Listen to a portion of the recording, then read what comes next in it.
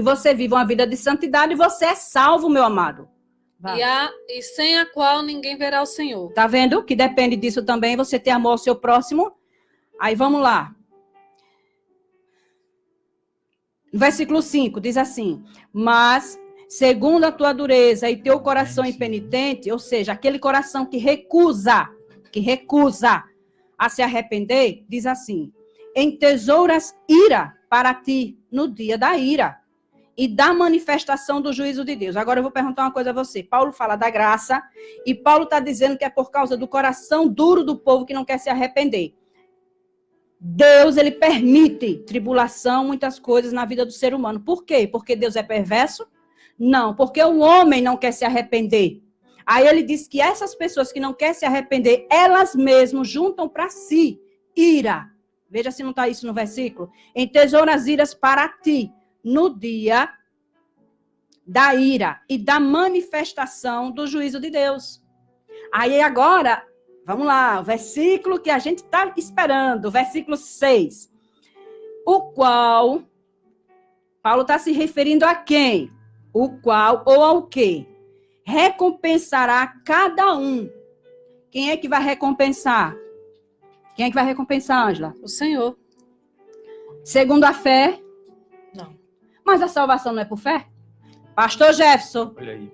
A salvação não é por fé? Mediante a ela, né? E por que está dizendo que a recompensa vai ser segundo as obras? Olha aí, gente. Eu vou recortar esse versículo, O problema é que a gente faz aquela brincadeira de bem me quer, mal me quer, né, com a Bíblia, infelizmente. Aí eu vou cortar aqui. Vou cortar o versículo 6 e vou passar para o versículo 7. Aqui está dizendo que é segundo as obras, não é segundo a fé. Mas vamos para o versículo 7. A saber do quê? Dessa recompensa. O que é essa recompensa, irmã? Vamos lá.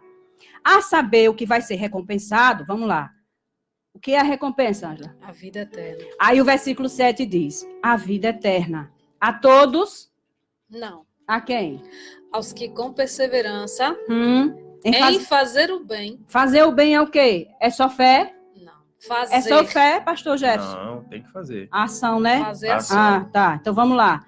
Procura então a pessoa glória. faz o bem para procurar o quê, irmã Ângela? Glória. Sim, o que mais? E honra. Hã? E incorrupção. Porque E a incorrupção, a gente tem que observar, quando ele fala em incorrupção aqui, é referente a gente não se deixar levar pela corrupção do mundo, pelos desejos da carne, que é tudo que o Senhor ele bate contra, né? Por isso que nós temos que nos santificar. Hoje as pessoas procuram e correm atrás de glória e de honra. Aqui na terra. E para si. Uhum. E para si. Para si. Mas o que Paulo está mandando é você correr atrás, fazendo bem, procurando honra e glória e incorrupção. Quando você trabalha aqui fazendo as obras do bem, o que é que Paulo diz? Que tudo que você faça, faça para quê? Para sua glória? De Deus. É assim que ele diz? Ou é para a glória de Deus? É para a glória de Deus. Então, quando você trabalha fazendo bem, procurando glória e honra e incorrupção. Por que ele diz incorrupção, irmãos? Vou explicar. Porque você só pode ser arrebatado, que é o sonho de todos os cristãos, você só pode ser arrebatado se o seu corpo estiver incorruptível, ok? Você não pode alcançar incorruptibilidade se você não viver uma vida de santidade, certo? Mas até aí não tem obras humanas, a gente vai ver aqui. Se você não tiver esse corpo transformado, você não pode entrar pelas portas da cidade para herdar a vida eterna. Ah, mas a vida eterna é se eu fizer o que é certo, se eu errar ou alguma coisa, eu não herdo, mas eu sou salvo. Eu quero saber o que você vai fazer com a salvação, sem a herança. Como é que vai entrar? Que depende da salvação. Sinceramente, não dá para entender. Como é que vai entrar na cidade só com a salvação? Só com a salvação. Diga aí, vá. Porque se a salvação veio para você herdar a vida eterna. Entendeu, irmãos? Então, vamos lá. Versículo 8. Mas indignação e a ira aos que são contenciosos, desobedientes à verdade. O que é a verdade? Jesus diz lá em João 17, santifica-os na verdade. A verdade é a tua palavra. Então, quando você de imediato, você é desobediente à verdade, você passa a ser obediente à iniquidade, que é tudo que está ao contrário da palavra de Deus. E vamos lá, o versículo vamos, irmã, mas você ainda não falou da obra. Minha preocupação já é falar das obras. Então, vamos lá. O versículo 11. Aí ele diz assim, porque para com Deus não há acepção de pessoas. Veja bem, ele falou dos corações impenitentes e ele falou no versículo 4 a respeito das grandezas, riquezas do Senhor, paciência, espíritos do fruto. Frutos do Espírito. Frutos do Espírito, certo? Então ele fala da graça. Aí ele diz assim, porque para com Deus, é porque é muita coisa, eu tenho que falar rápido.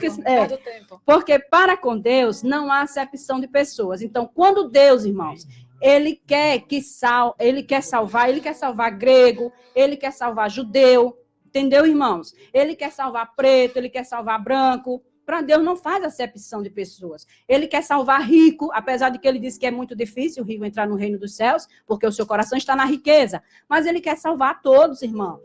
Aí ele diz assim, versículo 12. Porque todos... Irmãs, eu quero você atenciosa aqui, porque esse versículo precisa da sua ajuda. Vamos. Porque todos... Leia aí o versículo 12. Irmãos, olha, eu quero pedir desculpa aos irmãos, porque eu sei que os irmãos estão mandando mensagem aí no Face. Eu não posso responder, senão eu vou sair do foco. E é necessário eu explicar isso hoje. Porque todos os que sem lei pecaram... Quem é essas pessoas que não tinham lei? Eram gentios, irmãos. Porque só passavam a participar da primeira aliança quem fosse circuncidado para cumprir toda a obra da lei. Por isso que Paulo fala nos versículos anteriores a respeito disso. Tu, ó, que fazes essas coisas e condena aqueles que não... Entendeu, irmãos? Vá, fale, Ângela. Porque todos os que sem lei pecaram, sem lei também perecerão.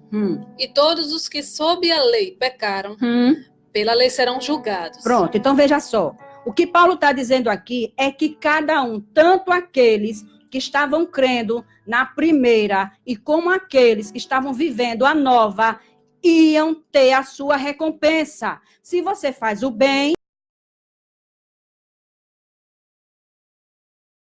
se você pratica o mal, você estava entesourando para você tribulação e ira no dia do juízo de Deus. Então, vai lá, Ângela. Pois não são justos diante de Deus os que só ouvem a lei. Agora, veja só.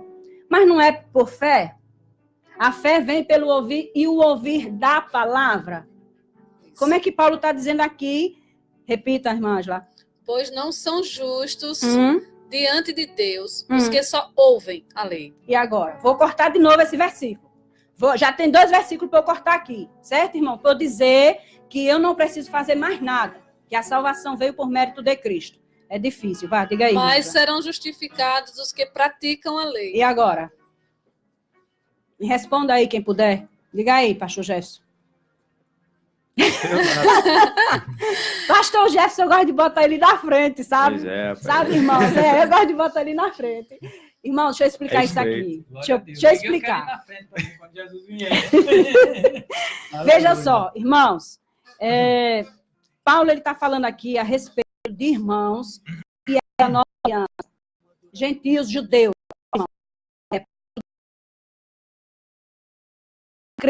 Aliança por meio de Cristo. E existem gentios que já haviam se circuncidado, mas que também creu na pregação do evangelho e começou também a viver a nova aliança. Por isso que ele diz, tanto vocês que estão sem lei, e como vocês que estão sob a lei, tá vendo, irmãos? Todos vocês, um vai perecer e o outro vai ser julgado. Agora, veja só. Porque os que ouvem a lei não são justos diante de Deus. Essa lei que Paulo está falando desse versículo 13, são as leis que falam a respeito das obras. Aonde declarava a Deus o pecado do povo. É dessa lei. A lei Torá, é essa lei que Paulo está falando, que exigia sacrifícios pelos pecados. Entendeu, irmãos? Participantes das festas, tudo isso. É essa lei que ele está falando, é dessas obras que Paulo está dizendo, você não vai ser justificado. Tá vendo, irmã? Que eu disse, para salvação não precisa fazer obra, Cristo fez tudo, vamos continuar, viu? Mas, os que praticam, e agora? Quem são esses que praticam a lei? Essa lei, essa segunda lei que Paulo está falando no versículo 13, agora vai ser os 10 mandamentos, que você vai praticar através da sua fé e através das suas obras. Quer ver? Mas os que praticam a lei hão de ser justificados, Porque quando os gentios, que não têm lei, tá vendo que era dos gentios que Paulo estava falando, os que não tinham lei, lá no versículo 12, fazem naturalmente as coisas que são da lei. Irmão, fazer é obra, é ação. O que Paulo está dizendo aqui, que os gentios, eles praticavam as boas obras. O que é praticar boas obras naturalmente? Aí Paulo está falando aqui, se referindo a Oséias, né, irmã Ângela? A Joel, a Jeremias 31, 33, quando ele diz que vai escrever no coração do homem a sua lei. Confirma no versículo 15. Então, quando ele escreve a lei dele, que é os 10 mandamentos, no nosso coração, através da nossa fé, nós praticamos as obras. Aí, vamos lá. As boas obras, viu? Deixa eu dizer bem claro aqui. Não tendo eles lei para si mesmos, são lei. Tá vendo, irmãos? Os quais mostram o quê? A fé. Os gentios, aquelas pessoas que estavam participando da nova aliança, eles não praticavam as obras da lei da primeira aliança. Mas Paulo diz assim, os quais mostram a obra da lei. Que lei? A lei que está escrita no coração, ó, que você pratica por causa da sua fé. Aí você mostra nas obras. Por isso que Tiago diz, fala a respeito da fé e da obra. Se você tem fé, mas você não tem obra, é morta. Então, vamos lá. Chega, estou suando. 15, versículo 15. Versículo 15. Pronto, vamos lá. Os quais mostram a obra da lei escrita, tá vendo? Jeremias 31, escrita em seus corações, testificando juntamente a sua consciência. Tá vendo o que eu falei? Os irmãos que praticavam as obras da lei da primeira aliança, eles praticavam o pecado. Eu vou roubar. Aí roubava, pegava o animal, chegava diante do templo, eu não estou dizendo assim que ele já... Tinha muitos que já planejavam. E chegava e dizia assim, está aqui meu sacrifício. Eu vim pedir perdão pelos meus pecados. Aí trazia o sacrifício, trazia o animal para ser sacrificado. Já estava errado daí porque eles levavam o animal coxo, doente, de 3 anos, e a lei não exigia isso. A lei exigia animal de 1 ano, imaculado, o animal perfeito, sem defeito nenhum. E o povo já estava transgredindo a lei desde a época dos profetas. Deus levanta Malaquias para dizer isso. Aí o povo estava levando os animais como qualquer coisa, porque achava que o sangue que era derramado, aspergido sobre a arca da aliança, da nova aliança, ia apagar os pecados. Aí Jesus vem, ele trouxe bode, trouxe carneiro, para poder apagar os pecados do povo? Não. Ele próprio foi o sacrifício na cruz. O sangue dele foi derramado. O nosso o nosso pecado foi perdoado, porque o sangue dele escorreu no corpo dele. O corpo dele que estava na cruz, pendurado, ensanguentado e todo cortado, era eu e era você. Então, quando você condena o seu irmão, você está fazendo agravo a ele, a Cristo. Paulo diz assim, que aquele que pratica as obras, né, Ângela, ele crucifica a Cristo de novo. Mas as obras que ele está falando são as obras que estavam relacionadas às obras da lei.